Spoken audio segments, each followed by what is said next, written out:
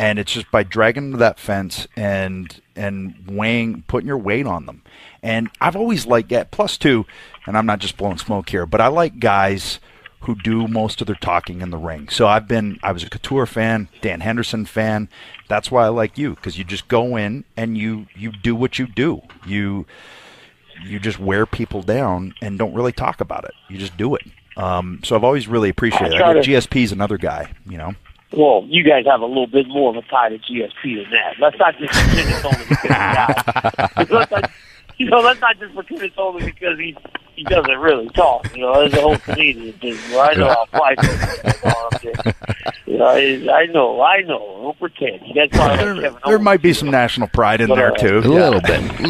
There's a little bit of it, but no, Cameron, you know, lately I've been having to actually do a little more talking, though, because the fans have look, and I've heard this a lot of times. The fans, they've kind of turned on me, which is okay. I get it, you know, it's okay, but you know, I kind of relate myself to Roman Reigns, John Cena, those types of guys, the guys that were supposed to be the good guys, but the fans just have something that they don't like. Something doesn't resonate with them, and it's okay.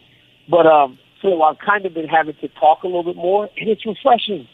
You know, people don't want to be told, I'm good, so you should cheer for me. And John Jones is a guy that has made a lot of mistakes, so maybe people relate to him more, and they go, you know what, forget this Daniel Cormier, goody two-shoes, him and his kids and his family, you know. I want the guy that does cozy parties and crashy bars and stuff. You know, that's the guy I like. That guy's good. Well, maybe it just says I'm boring, because I like the family guy who goes in and works hard and just wears people down. But maybe that's just me. I swear but that's my thing, though. That's what I tell them. I go, maybe I'm not cool enough. I go because I go to work, I fight. When I'm not fighting, I go back and I go to my kids' soccer and baseball games. And that's what I do. I go to wrestling. So I'm not out partying. I'm not out doing all kind of crazy stuff. Maybe I'm just too boring. But look, I'm fine with it. I like my life. Here's the thing, too, you know, and I'll put it in wrestling terms as well, because it's the same thing for wrestling, is that it doesn't matter if they're cheering or booing you. It's when there's silence is when you have to worry. If they're making noise, if they're reacting in a certain way, they're invested in you in some way. They're either paying to see you lose, or they're paying to see you win, or whatever it is. They're invested in you either way if they're reacting. And that's the way I look at it. And you just have to roll with what it is. And I appreciate the fact that I think that it probably has a little bit of your wrestling histories of being a fan, is that you can kind of bring that persona out of you and talk about it. Not that you necessarily need to do that with a guy like John Jones, because it seems like you guys legit don't like each other, and I think that's awesome as well. But you know, even with the Rumble Johnson fight, you know, it seemed like you were doing your thing and talking your game, but also it seems like maybe there's a little bit of a little wrestling flavor pulled from that as well. Oh, I do it all the time. I do try to take from the experiences that I've had. I mean, Danny, let me ask you a question. When you go to a wrestling event or watch it on paper, or even like if you're a boxing fan or whatever, do you ever get like for me, and I'll try to put this in these kind of terms. Like for me, when I was wrestling on something big, you know, I had those little jittery butterflies before I went out, the anticipation to get out there and do your thing. But you also knew that, hey, I got this under control. This is my thing. I can do this. You know, when the pressure's, you know, at its highest, that's when I'm at my best type thing. But when I don't have control of that, when I personally can't touch the situation, I get nervous. Like, when I watched your fight against Anthony Johnson, I was nervous watching the fight because, one, I wanted you to win, and like I know the power that like a guy like Rumble Johnson has, right? Like he doesn't just like rattle people, like he sleeps them, right? He puts them to sleep with like one punch, and you're just standing there in the pocket, like playing, like I said, almost like taking the will out of him because you're playing right into his game and kind of taking that away from him right off the bat. But do you get nervous, one, watching other events that you don't have control of, and like when do you have a sense of calmness before you go to the octagon that the work is done, or do you kind of have some nerves, or how does that work for you? I have nerves before the fight, you know, like competitive nerves. I'm never scared, but like I have competitive nerves. But honestly, man, I get to the arena and I just lay down. I lay on the mat until it's time to start training and getting ready to go. I get super nervous when my teammates fight. Right. Like I corner them, like Velasquez and Rockhold, like they actually want me in their corners. And the whole time, my head is buried into the coach that's in front of me, barely saying anything because I'm so nervous because, like, I can't help him. You know, and the last couple of times that they fought, they've lost. So I'd have to sit there and watch. Oh, no, actually King beat Travis Brown, but when he lost to Verdum in Mexico City, that was horrible. And watching Luke lose the belt to Bisping was horrible.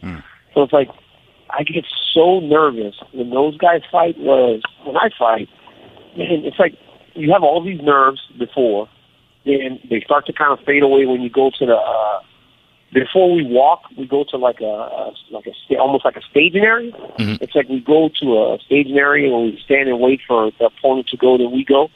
And once I'm there, I'm still like a little bit nervous, anxiety. But once I walk into the octagon, it's all gone. It's all gone. And I'm telling you, man, when that octagon door closes, I stand there, guys, and like it's almost like with everything that's going on around me, 18,000 in Buffalo, it's almost like I can hear that pin drop in the gate when the door closes. Because it's like everything else is just gone. It's just me, my opponent, and the official. And every time it's almost like I hear boom, and I hear the pin drop, clink. I'm like, all right, it's time to go. And it's like it's the weirdest thing that I feel like I hear it every time I fight. I feel like I hear when they actually put the pin in because that means it's time to go. Yeah. Crazy. It's fascinating to me the way an elite athlete's mind works different than I think just the average person's, you know, and the things that the way that an elite athlete, their mind computes things differently. Oh man, I'm telling you, it's just you're so in the moment. Like, I mean, you can feel like it's like you have to be so aware because one strike or one thing can put you out and you're done. One mistake and it's over.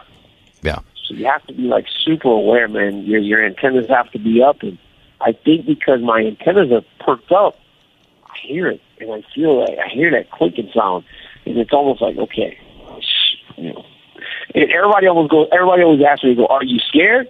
I go, "Well, hey, you think that's the time to be scared? I mean, I've got myself here. I might as well fight. Can't go anywhere else. I walked in here. Not like I can just go, okay, guys, I changed my mind. I don't want to fight." You know, it's like what Adam just said about elite fighters or athletes thinking or being on a different, you know, wavelength almost. Like think about too, like how like you dominated heavyweight, then you moved to light heavyweight, and you're undefeated, and you know, you lost the fight to John Jones, and you know sometimes a loss can kind of almost derail somebody. You know, I think about like a guy like Chris Weidman, who's recently lost a few in a row after he had his first defeat. Even Rousey or even Chuck Liddell, like after he got beat by Rampage, I mean, it kind of wasn't really the same after that. And I think of guys like you, it almost made you better, or like a guy like Conor McGregor, even when St. Pierre lost, like something like to that level of an athlete, it almost made you better. And what was your mindset after that? I was demoralized, man. I was, you know, Selena and we had our two young kids at the time, and she would take them out all day to just give me time to sit in the dark and really deal with it because I needed to deal with it. I needed to hurt. You know, like some guys are like, well, you got to get back on the horse. You got to get back. You got to get out into the world, see that people love you. Nah, I needed to hurt. I needed to sit with my loss and let it sting and burn. So I would sit there all day and I would watch it over and over and over and over again in the dark for 3 weeks. Where she would say, you know what, I'm going to take the kids out, and I would just sit there and let it burn and let it eat me alive. Because if you let it eat you alive, you realize you never want to go through that feeling again. So, yeah, man, I just let it tear me apart. I let it really tear me apart. Kind of may not be the healthiest way to deal with it, but I think it's made us better on the opposite side. Now, reality is we got the fight for the belt right back again because of John's indiscretions. So that helped. But I let it tear me apart, man. I let it break me down, eat me up, and chew me up, spit me out, and see how I come back on the other side. And obviously, I've won 4 fights in a row now, and it's back all good. And we're right back to square one with the one guy that actually beat me, you know? Yeah, I mean, speaking of that, how you feeling about everything now? You, like you said, his indiscretions, you know, we all hope he's past them and in a better place. But I mean, what do you think? What do you think going into? I know you've been here before a few times, but here we are again with that on the horizon. What are you thinking? You know, it feels good, man. John and I have been scheduled to fight 5 times. We fought once, you know. So I hope that everything gets done and we get to fight in Anaheim, because he's my white whale, man. You know, he's that guy that I have to go and chase down. I have to get it done. You know, for me and my legacy, for my sanity, for me as a competitor, I have to stand across the octagon from John Jones again and win this time. It sucks to lose, but it sucks to lose and know that you did not fight your best and get the most out of yourself. There's so much more I can offer in a fight that I didn't in a fight with Jones, and I think that and hope that we are able to do that this time. This is the big one for me. It's the one I've been chasing for 2.5 years, and I can't wait for it. Nice.